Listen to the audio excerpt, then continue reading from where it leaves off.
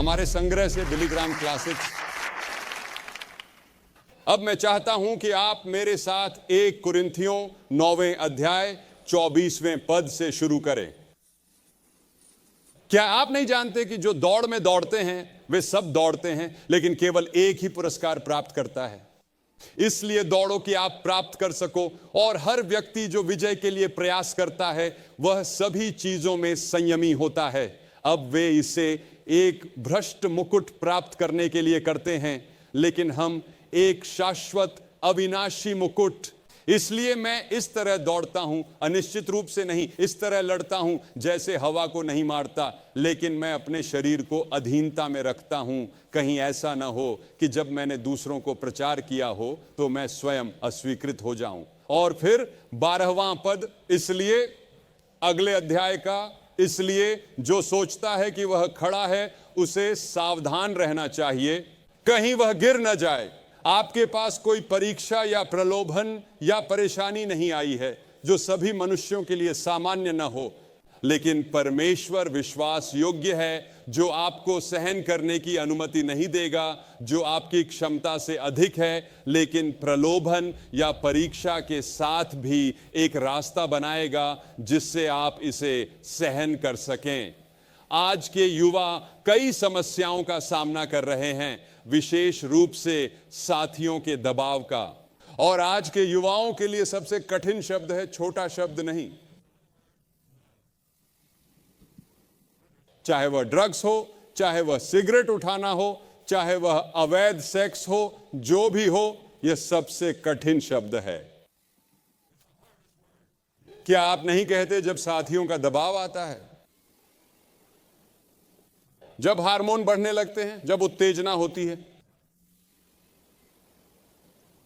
हां, हम सभी प्रलोभित होते हैं, लेकिन आपके पास कोई प्रलोभन नहीं आया है जो सभी के पास नहीं आया हो। आप कहते हैं क्या यीशु के पास ऐसे प्रलोभन थे? बेशक उनके पास थे। उन्होंने कहा कि वह हर बिंदु पर प्रलोभित हुए जैसे हम होते हैं, फिर भी बिना पाप के। क्योंकि जिस क्षण आप प्रलोभित होते हैं, परमेश्वर एक रास्ता प्रदान करता है, एक रास्ता है वो इस प्रदान कराए, लेकिन आपको उस रास्ते पर जाने का निर्णय लेना होगा। और जब आप वह निर्णय लेते हैं तो पवित्र आत्मा आपकी मदद करने और आपको शक्ति और साहस देने के लिए वहां होता है। और फिर बाइबल में एक और व्यक्ति, एक युवा व्यक्ति जिसका नाम था दानियेल। दानियेल 1:8 में कहा गया है, दानियेल ने अपने दिल में ठान लिया कि वह राजा के भोजन के हिस्से से या उसके पीने वाले शराब से खुद को अपवित्र नहीं करेगा। दानियेल एक उद्देश्य के साथ एक युवा व्यक्ति था। उसकी प्रेरणा परमेश्वर की सेवा करने की जल्दी आ गई थी, क्योंकि नबूकदनेस्सर बाबुल का महान राजा यरूशलेम पर आया था और यरूशलेम को कब्जा कर लिया था, राजा को कब्जा कर लिया था और कुछ युवा यहूदी पुरुषों को कब्जा कर लिया था, जिन्हें वह बाबुल ले जाना चाहता था और उन्हें बाबुल की भाषा और बाबुल के सभी तरीकों में प्रशिक्षित करना चाहता था, ताकि वे उसकी साम्राज्य चलाने में उसकी मदद कर सकें। और उनमें से एक था दानियेल। और वह चाहता था कि जिन युवाओं में कोई दोष न हो, वे सभी ज्ञान में कुशल और चतुर और विज्ञान को समझने वाले हों। वह चाहता था कि वह उस दिन के भौतिकी और सभी वैज्ञानिक अध्ययन में निपुण हो। और प्रशिक्षण की अवधि के दौरान उन्होंने दानियेल को खाने के लिए सबसे अच्छे भोजन लाए, लेकिन दानियेल साधारण जीवन शैली चाहता था। वह साधारण भोजन खाना चाहता था, वह राजा की मेज से समृद्ध भोजन नहीं खाना चाहता था। और उसने उनके प्रशिक्षण कार्यक्रम के प्रमुख अपने प्रोफेसर से पूछा कि क्या वह ऐसा कर सकता है, और प्रोफेसर ने हिचकिचाया। उन्होंने कहा, अगर राजा को इसके बारे में पता चला तो मैं अपनी जान गंवा दूंगा। इसलिए दानियेल ने कहा, क्यों ना आप हमें 10 दिन दें और इसे आजमाएं। और इसलिए 10 दिनों में उन्होंने उन्हें सिर्फ सेम और पानी और वे चीजें खिलाईं जो दानियेल खाने के लिए अभ्यस्त था, साधारण भोजन। और जब 10 दिन समाप्त हो गए तो दानियेल और उसके दोस्त उन सभी से अधिक मजबूत और अच्छे दिखने वाले थे, जिन्हें वे राजा की मेज से सभी अच्छे भोजन खिला रहे थे। कितना अलग है उन लोगों से जो घर से दूर जाने का इंतजार नहीं कर सकते, क्योंकि दानियेल को 1500 मील दूर ले जाया गया था। कौन जानता, कौन परवाह करता अगर वह शराब पीता और नशे में हो जाता और सबसे अच्छा खाता और एक नरम जीवन शैली जीता। दानियेल घर से बहुत दूर था, लेकिन उसने वही जीवन जिया जो उसने परमेश्वर के युवा व्यक्ति के रूप में जीना सीखा था। वह लोकप्रियता प्राप्त कर सकता था अगर वह लिप्त होता, और उसके युवावस्था में यह प्रारंभिक नहीं ने उसे बड़े नहीं के लिए तैयार किया। जब उसे शेरों की गुफा का सामना करना पड़ा, जब उसे बेलशज्जर राजा का सामना करना पड़ा, उसने नहीं कहा, क्योंकि उसने शुरुआत में ही सीख लिया था। हम अपने आप को अधिक खाने से अपवित्र करते हैं। खैर, 11 बार हमें बाइबल में भोजन के अधिक सेवन के बारे में बताया गया है। शराब का अधिक सेवन, ड्रग्स लेना, बहुत अधिक टेलीविजन। यीशु ने लूका 21:24 में कहा, और अपने आप पर ध्यान दो, कहीं ऐसा ना हो कि कभी भी तुम्हारे दिल अधिक खाने और नशे में और इस जीवन की चिंताओं में उलझ जाएं, ताकि मृत्यु का दिन तुम्हारे ऊपर अनजाने में आ जाए, या उसके आने का दिन तुम्हारे ऊपर अनजाने में आ जाए। पौलुस ने कहा, शरीर के लिए प्रावधान न करो ताकि वासनाओं को पूरा किया जा सके। पतरस ने कहा, समय बीत चुका है, हम लासिवियसनेस, वासना, शराब की अधिकता, उत्सव, भोज और घृणित मूर्ति पूजाओं में चले। आपके बारे में क्या आप एक अनुशासित जीवन जीते हैं? क्या आप एक संगठित जीवन जीते हैं?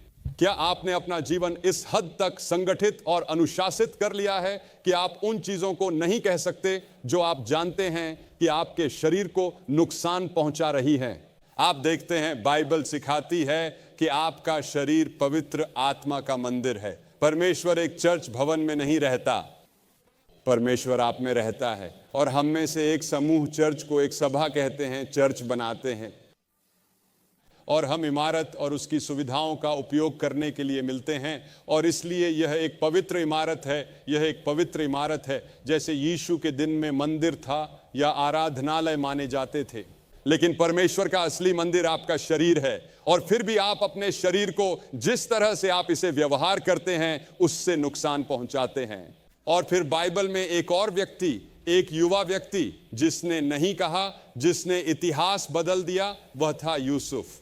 वह लड़का था जिसे उसके पिता ने सबसे अधिक प्यार किया था, और अन्य बच्चे उससे ईर्ष्या और द्वेष करने लगे, और इसलिए उन्होंने कहा, आओ उसे मार डालें। और रूबेन ने कहा, उसके बड़े भाई ने कहा, नहीं, आओ उसे एक गड्ढे में डाल दें और हम उसे वहीं मरने के लिए छोड़ देंगे, और पिता को कोई फर्क नहीं पड़ेगा। लेकिन फिर कुछ इश्माइली आए और उन्होंने कहा, आओ उसे बेच दें और कुछ पैसे कमाएं, और फिर उसका खून हमारे हाथों पर नहीं होगा।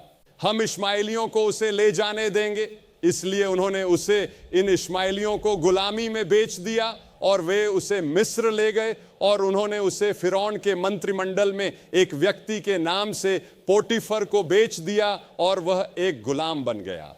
मजबूत, सुंदर और उत्पत्ति 29 हमें यूसुफ के प्रलोभन के बारे में बताती है। और उसने नहीं कहा, क्योंकि पोटीफर की पत्नी एक सुंदर महिला थी और एक आकर्षक महिला थी। और वह उसके पास आई और उसने कहा, यूसुफ आओ, मेरे साथ लेट जाओ, मेरे साथ सो जाओ। मैं तुम्हें तब से चाहती हूं जब से तुम यहां आए हो, और अब सभी पुरुष चले गए हैं। मेरे पति बाहर हैं, मेरे साथ आओ। और उसने कहा, नहीं, मैं ये बड़ा पाप नहीं करूंगा। आपके पति ने मेरे साथ अच्छा व्यवहार किया है, और अगर मैं ऐसा करूं तो मैं अपने परमेश्वर के खिलाफ पाप करूंगा। और उसने उससे विनती की, और अंततः वह गुस्सा हो गई और वह घर से बाहर भाग गया और अपनी कोट वहीं छोड़ दी। और वह चिल्लाने लगी और चिल्लाने लगी। उसने चिल्लाया, बलात्कार। उसने मुझे बलात्कार करने की कोशिश की, और जब उसका पति घर आया तो उसने यूसुफ को जेल में डाल दिया। यूसुफ ने ना कहा, लेकिन फिर परमेश्वर यूसुफ के साथ जेल में था। और आप सभी जानते हैं कि कैसे परमेश्वर ने यूसुफ का उपयोग किया और उसे पूरे मिस्र का प्रधानमंत्री बना दिया, और बाद में उसके परिवार को फिर से बचाने में मदद की। एक लंबी कहानी है जिसे मैं आज रात नहीं बता सकता, लेकिन मुझे यकीन है कि आप में से अधिकांश इसे जानते हैं। अब बाइबल सिखाती है कि सेक्स पाप नहीं है, परमेश्वर ने इसे दिया, यह परमेश्वर का उपहार है। सेक्स का गलत उपयोग ही पाप है। परमेश्वर ने आपको प्रेम करने की क्षमता दी है, लेकिन विवाह के बंधन के भीतर, बाहर नहीं। व्यभिचार गलत है। यह तब होता है जब दो लोग जो विवाहित होते हैं और फिर व्यभिचार अविवाहित लोग, यह गलत है, यह पाप है। और मैं जानता हूं कि यह जबरदस्त इच्छा, खासकर जब आप इसे हर काउंटर पर देखते हैं जहां वे किताबें और पत्रिकाएं बेचते हैं, आप इसे टेलीविजन पर देखते हैं, आप इसे फिल्मों में देखते हैं, आप इसे हर जगह देखते हैं, और पूरा वातावरण सेक्स के विचार से भरा हुआ है। आप कैसे ना कहेंगे? मुझे नहीं लगता कि आज के युवा मसीही के बिना ना कह सकते हैं। मसीही के साथ और पवित्र आत्मा के द्वारा आपको अलौकिक शक्ति देने से आप ना कह सकते हैं। लेकिन मैं आपको बताऊं, यह कठिन है। लेकिन एक मसीही के निशान आत्मनियंत्रण और आत्म अनुशासन है। पौलुस ने तीमुथियुस को लिखा और कहा, अपने आप को शुद्ध रखो। उसने कहा, भागो, युवा वासनाओं से भागो, भागो। जब वह प्रलोभन आए, भागो। उसने यह भी कहा, लेकिन मैं अपने शरीर को नियंत्रण में रखता हूं और इसे अधीनता में लाता हूं। आपके बारे में क्या आप ऐसा करते हैं? यूसुफ ने किया और परमेश्वर ने यूसुफ का बहुत उपयोग किया और उसे आशीष दी, और वह आपको भी उपयोग करेगा और आशीष देगा यदि आप ना कहेंगे। लेकिन मान लीजिए कि आप इनमें से किसी भी चीज के लिए हां कहते हैं, तो आप क्या करेंगे? ठीक है, हम सभी के दिलों में पाप का बीज लेकर पैदा होते हैं। पाप में मेरी मां ने मुझे गर्भ धारण किया, दाऊद ने कहा। लेकिन आप देखिए, इन लोगों ने अपने युवा अवस्था में निर्णय लिए और परमेश्वर ने उन्हें गलत चीजों के लिए ना कहने की शक्ति दी, चाहे वह झूठ हो, चाहे वह ईर्ष्या हो, जो भी हो। और हम सभी पापी हैं। हम सभी ने परमेश्वर की व्यवस्था को तोड़ा है। हम सभी न्याय के पात्र हैं और हम नरक के पात्र हैं। लेकिन यही कारण है कि यीशु मसीह आए। क्या आप जानते हैं कि वह क्यों आए? क्योंकि बाइबल सिखाती है कि परमेश्वर प्रेम है। परमेश्वर आपसे प्रेम करता है। और अगर आप पूरी दुनिया में अकेले व्यक्ति होते तो भी परमेश्वर आपसे प्रेम करता, और वह आपसे इतना प्रेम करता कि वह अपने पुत्र को आपके लिए क्रूस पर मरने के लिए दे देता, भले ही आपने उसके खिलाफ पाप किया होता। हमारे पापों के बावजूद, हमारे बुरे कामों के बावजूद परमेश्वर हमसे प्रेम करता है। और वह शब्द प्रेम मानव प्रेम से बहुत आगे का प्रेम है। अगापे प्रेम, परमेश्वर का प्रेम, अलौकिक प्रेम, ऐसा प्रेम जो आपने कभी नहीं जाना। परमेश्वर आपसे प्रेम करता है, कभी भी इस पर संदेह न करें। और अगर आपको इन 3 दिनों से कुछ नहीं मिलता है, तो मुझे उम्मीद है कि आपको एक चीज मिलेगी कि परमेश्वर आपसे प्रेम करता है और परमेश्वर आपके सभी पापों को माफ करने के लिए तैयार है। वह स्लेट को साफ करने के लिए तैयार है, वह इसे ठीक करने के लिए तैयार है, जैसे कि आपने कभी पाप नहीं किया। यही शब्द न्याय संगतता का अर्थ है, जैसे कि आपने कभी पाप नहीं किया। यही मसीह के रक्त ने किया जब रक्त क्रूस पर बहाया गया। वह रक्त सभी पापों से शुद्ध करता है। मैं न्याय का पात्र हूं और मैं नरक का पात्र हूं, लेकिन मेरे पाप चले गए हैं, मेरा न्याय समाप्त हो गया है। यह मसीह के लिए क्रूस पर लिया गया था, जब परमेश्वर ने हम सभी के पाप उस पर डाल दिए। मैं नरक में नहीं जाऊंगा, मुझे पता है मैं स्वर्ग जा रहा हूं। अगर मैं अभी मर जाऊं तो मुझे पता है कि मैं स्वर्ग जा रहा हूं, क्योंकि परमेश्वर के वचन की प्रतिज्ञा के कारण कि अगर हम अपने मुंह से प्रभु यीशु को स्वीकार करते हैं और अपने दिल में विश्वास करते हैं कि परमेश्वर ने उसे मृतकों में से उठाया, तो हम बच जाएंगे। मैंने ऐसा किया है, मुझे पता है कि मैं बच गया हूं। लेकिन जितने भी उसे ग्रहण करते हैं, उन्हें उसने परमेश्वर के पुत्र बनने की शक्ति दी, यहां तक कि उन्हें जो उस पर विश्वास करते हैं। फिर एक और व्यक्ति था जिसने अपने युवा अवस्था में ना कहने का निर्णय लिया, और वह था मूसा।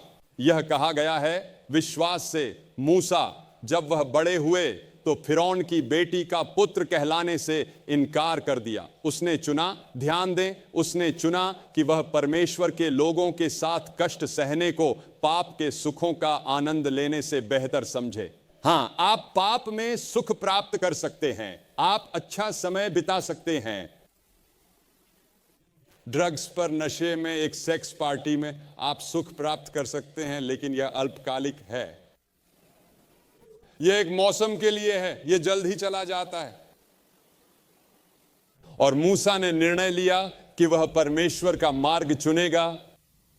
हम कभी कभी मूसा को एक बूढ़े आदमी के रूप में सोचते हैं, लेकिन यह उसकी युवावस्था में था कि उसने वे निर्णय लिए जो उसे महानता तक ले गए। और बाइबल में एक तरफ सुख और दूसरी तरफ आनंद के बीच अंतर है। जो सुख से प्रेम करता है वह गरीब आदमी है, नीति वचन के लेखक ने कहा। पौलुस ने तीमुथियुस को लिखा और कहा, लेकिन जो सुख में जीता है वह मृत है, जो सुख में जीती है वह जीवित रहते हुए भी मृत है। आप शारीरिक रूप से जीवित हैं, लेकिन आत्मिक रूप से मृत हैं। आपका दिल परमेश्वर की ओर मृत है। आप एक मृत व्यक्ति हो सकते हैं। मैंने अभी अभी मृत्यु पर एक पुस्तक लिखी है जिसका नाम है मृत्यु का सामना करना। यह इस पतझड़ में आएगी और मैंने इनमें से कुछ चीजों में गहराई से जांच की है। मैंने ऐसे विषयों में जांच की है जैसे कि इच्छा मृत्यु और आत्महत्या और ये सभी चीजें जिनके बारे में लोग आजकल बात कर रहे हैं। क्या सही है और क्या गलत है और हम इन चीजों से कैसे गुजरते हैं। बाइबल कहती है दूसरे तीमुथियुस में पौलुस ने लिखा, हम सुख के प्रेमी हैं, परमेश्वर के प्रेमी से अधिक। सुख वे चीजें हैं जो हमारे शरीर और हमारी वासना को आकर्षित करती हैं। आनंद कुछ और है, यह गहरा चलता है। और चाहे मौसम कैसा भी हो, जलवायु कैसी भी हो, समस्याएं कैसी भी हो, कठिनाइयां कैसी भी हो, एक आनंद है, क्योंकि आनंद पवित्र आत्मा द्वारा आपके भीतर अलौकिक रूप से उत्पन्न होता है ताकि पूरी दुनिया आप पर गिर जाए और एक आनंद हमेशा वहां हो। हमारे घर पर लगभग 15 या 20 झरने हैं और हमारे सभी झरने सूख जाते हैं, लेकिन एक ऐसा है जो कभी नहीं डगमगाया। और आनंद के साथ भी ऐसा ही है, चाहे कुछ भी हो जाए और सूखा कैसे भी आ जाए, यह हमेशा वहां होता है, परमेश्वर की आत्मा द्वारा उत्पन्न। लेकिन सुख अलग है, वह अस्थाई है, यह केवल एक छोटे मौसम के लिए रहता है। आपके बारे में क्या? धन्य हैं आप, यीशु ने कहा, जब लोग आपसे घृणा करेंगे और जब वे आपको अपनी संगति से अलग करेंगे और आपको अपमानित करेंगे और आपके नाम को बुरा कहेंगे मनुष्य के पुत्र के कारण। उस दिन आनंदित हो और खुशी से उछलो, क्योंकि देखो तुम्हारा प्रतिफल स्वर्ग में महान है, क्योंकि उन्होंने मनुष्य के पुत्र के साथ भी ऐसा ही किया और उन्होंने पिताओं और भविष्यवक्ताओं के साथ भी ऐसा ही किया। वह कहता है, जब तुम यीशु के लिए कष्ट सहते हो और कोई स्कूल में तुम्हारा मजाक उड़ाता है तो खुशी से उछलो, इसके बारे में खुश रहो। तुम इसे यीशु के लिए कर रहे हो, बल्कि आनंदित रहो, क्योंकि तुम्हारे नाम स्वर्ग में लिखे गए हैं। क्या तुम्हारा नाम स्वर्ग में लिखा है? अगर है तो आनंदित रहो, अगर नहीं है तो तुम्हें तब तक रोना चाहिए जब तक तुम मसीह को नहीं पा लेते। ये बातें मैंने तुमसे कही हैं ताकि मेरी खुशी तुम में बनी रहे और तुम्हारी खुशी पूरी हो। तुम्हारे पास मसीह की खुशी हो सकती है, क्या तुम्हारे पास उसकी खुशी है? मेरे भाइयों, जब तुम विभिन्न प्रलोभनों और परीक्षाओं में पड़ते हो तो इसे पूरी खुशी मानो। मूसा ने परमेश्वर का अनुसरण करने की खुशी को मिस्र के सभी सुखों से अधिक चुना, क्योंकि मूसा मिस्र के सिंहासन का उत्तराधिकारी था। मूसा ने मिस्र में कई महान कार्य किए, एक शक्तिशाली व्यक्ति। उसने इसे सब छोड़ दिया परमेश्वर का अनुसरण करने के लिए, रेगिस्तान में और उन तिरस्कृत लोगों के साथ जाने के लिए जो मिस्र में दास थे। फिर यीशु हैं। बाइबल कहती है सभी बिंदुओं में हमारी तरह परीक्षा ली गई, फिर भी बिना पाप के, कि शैतान ने उसे जंगल में ले जाकर 3 बार परीक्षा ली। और यीशु भूखे थे, उन्होंने 40 दिन और 40 रात कुछ नहीं खाया था। वह थके हुए थे, वह प्यासे थे। हाँ, लेकिन तुमने कहा कि वह परमेश्वर थे, वह अलग थे। ओह नहीं, उन्होंने उस समय अपनी सभी अलौकिक शक्तियों को त्याग दिया था। उन्होंने शैतान का सामना उसी तरह किया जैसे तुम करते हो, एक मनुष्य के रूप में। और शैतान ने कहा, अगर तुम परमेश्वर के पुत्र हो तो इन पत्थरों को आदेश दो और उन्हें रोटी में बदल दो। तुम पूरी दुनिया को खिला सकते हो, दुनिया में कोई भूख नहीं रहेगी। तुम अभी दुनिया की सभी सामाजिक समस्याओं का समाधान कर सकते हो यीशु, तुम ऐसा करो। और क्या तुम जानते हो कि यीशु ने कभी उससे बहस नहीं की? उन्होंने कभी उससे विवाद नहीं किया। उन्होंने केवल शास्त्र का उद्धरण दिया। उन्होंने कहा, लिखा है, मनुष्य केवल रोटी से नहीं जिएगा बल्कि हर शब्द से जो परमेश्वर के मुख से निकलता है। और फिर दूसरी परीक्षा आई जब उसने कहा, अगर तुम परमेश्वर के पुत्र हो तो अपने आप को नीचे फेंक दो, क्योंकि लिखा है, वह अपने दूतों को तुम्हारे बारे में आदेश देगा और उनके हाथों में वे तुम्हें उठा लेंगे। देखो, शैतान ने कहा था, कूद जाओ, एक बड़ा तमाशा बनाओ और लोग विश्वास करेंगे। तुम्हें क्रूस पर जाने की जरूरत नहीं है। तुम्हें दुनिया को बचाने के लिए क्रूस पर मरने की जरूरत नहीं है, जैसा कि तुम करने की योजना बना रहे हो। जब वे तुम्हें हवा में पकड़ते हुए देखेंगे तो वे सब विश्वास करेंगे। लेकिन यीशु ने कहा, फिर से लिखा है, तुम अपने परमेश्वर को परीक्षा में नहीं डालोगे। और फिर तीसरी परीक्षा थी, मैं तुम्हें ये सब चीजें दूंगा अगर तुम गिरकर मेरी पूजा करोगे। उसने कहा, दुनिया को देखो, पूरी दुनिया, सारा तेल, सारा सोना, दुनिया की सारी शक्ति तुम्हारी है। और यीशु ने उससे यह विवाद नहीं किया कि उसके पास इसे देने की शक्ति नहीं थी, क्योंकि उसे इस दुनिया का परमेश्वर, वायु का राजकुमार, इस दुनिया का राजकुमार कहा जाता है। शैतान के पास अपार शक्ति, अपार अधिकार और अपार धन है, और वह तुम्हें सब कुछ दे सकता है अगर तुम उसकी थोड़ी पूजा करोगे। बस अपना सिर हिलाओ और कहो, ठीक है शैतान, मैं तुम्हारे साथ थोड़ी दूर तक जाऊंगा। यीशु ने ऐसा नहीं किया। उन्होंने कहा, मेरे पीछे हटो शैतान, लिखा है तुम अपने परमेश्वर की पूजा करोगे और केवल उसकी सेवा करोगे। तो बाइबल कहती है कि उन 3 परीक्षाओं के बाद शैतान ने उसे छोड़ दिया और स्वर्गदूत आए और उसकी मदद की। उन 3 बातों को नोट करो। यीशु ने शास्त्र का उद्धरण दिया, वह आत्मा से भरे हुए थे, वह परमेश्वर की इच्छा में थे। क्या तुम आज रात शैतान की परीक्षाओं को न कहने के लिए तैयार हो और मसीह के बुलावे को हां कहने के लिए, जो तुमसे कहता है अपने पापों का पश्चाताप करो? इसका मतलब है अपने जीवन के तरीके को बदलना, मेरा अनुसरण करो। लेकिन तुम कहते हो, बिली, मैं चर्च का सदस्य हूं और मैंने बपतिस्मा लिया है और मेरी पुष्टि हो चुकी है। हां, यह एक अद्भुत बात है, लेकिन यह अद्भुत होगा अगर तुम आपकी पुष्टि की पुनः पुष्टि करेगा। यह अद्भुत होगा यदि आप अपने बपतिस्मा और पुष्टि के समय किए गए वादों के प्रति फिर से समर्पित हो जाएं। यह अद्भुत होगा आकर यह कहने के लिए, मैं अपने आप को आपके प्रति फिर से समर्पित करना चाहता हूं प्रभु। या आप में से कुछ के लिए, जैसा कि कल रात 30% ने कहा था, मैं आपको पहली बार प्राप्त कर रहा हूं। मैं वास्तव में अब मसीह के पास आना चाहता हूं। मैं अपने पापों की क्षमा चाहता हूं। मैं परमेश्वर के बिना मरने का जोखिम नहीं लेना चाहता। क्या आप मसीह को जानते हैं? क्या आपने उन्हें प्राप्त किया है? आप कहते हैं, बिली, मुझे क्या करना होगा? 3 बातें। पहले, अपने तरीके बदलने के लिए तैयार रहें, अपनी सोच बदलें, इसे बाइबल में पश्चाताप कहा जाता है। दूसरा है विश्वास के द्वारा मसीह को प्राप्त करना। आप इसके लिए काम नहीं करते, आप इसे खरीदते नहीं हैं, यह एक मुफ्त उपहार है और आप इसे प्राप्त करते हैं। और तीसरा, आप उसे अनुसरण करने के लिए तैयार हैं। बाइबल पढ़ना, प्रार्थना करना, गवाही देना, जीना, अपने जीवन के माध्यम से प्रेम को चमकने देना, यही मसीह का अनुसरण करने का अर्थ है। यही ना कहने का अर्थ है। उन चीजों के लिए जिन्हें शैतान चाहता है कि आप अनुसरण करें, मैं आपसे आज रात वह चुनाव करने के लिए कह रहा हूं। मैं आपसे कुछ करने के लिए कह रहा हूं जो हमने कल रात सैकड़ों लोगों को करते देखा। हमने हर महाद्वीप और 60 से अधिक देशों में लोगों को देखा है। मैं आपसे कह रहा हूं कि अपनी सीट से उठें और इस मंच के सामने आएं और आज रात कहें, मैं अपने दिल में मसीह को चाहता हूं, मैं जानना चाहता हूं, मैं सुनिश्चित होना चाहता हूं, मैं अपने जीवन को उनके प्रति फिर से समर्पित करना चाहता हूं। मैं अपने जीवन में एक नई शक्ति चाहता हूं, अपने जीवन में एक नई खुशी चाहता हूं।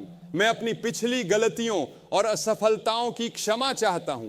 मैं आज रात एक नई राह पर शुरू करना चाहता हूं। मैं आपसे कह रहा हूं कि अपनी सीट से उठें। सैकड़ों आप में से युवा और वृद्ध समान, आपकी पृष्ठभूमि चाहे जो भी हो, आप शहर के सबसे अच्छे चर्च के सदस्य हो सकते हैं या आप किसी चर्च के सदस्य नहीं हो सकते, लेकिन परमेश्वर ने आज रात आपसे बात की है। आपके अंदर एक छोटी सी आवाज बोल रही है, शायद आपको असहज महसूस करा रही है। यह पवित्र आत्मा की आवाज है और उसके खींचने और बोलने और दोषी ठहराने के बिना आप कभी मसीह के पास नहीं आएंगे। तो आप उठें और अभी आएं। सैकड़ों आप में से बस अपनी सीट से उठें और यहां शांति और आदर के साथ खड़े हों। हम आपका इंतजार कर रहे हैं। जैसे कई लोग यहाँ फार्गो के डकोटा फील्ड में प्रतिक्रिया दे रहे हैं, वैसे ही आप जहाँ हैं वहाँ मसीह के लिए अपना निर्णय ले सकते हैं। बस अभी अपने टेलीविजन स्क्रीन पर दिए गए नंबर पर कॉल करें। ओह, मेरी आत्मा में गहराई से मैंने कितना प्यार किया है आपके लिए, जिनका रक्त हर दाग को साफ कर सकता है। ओ परमेश्वर के मेमने, मैं आ रहा हूं, मैं आ रहा हूं।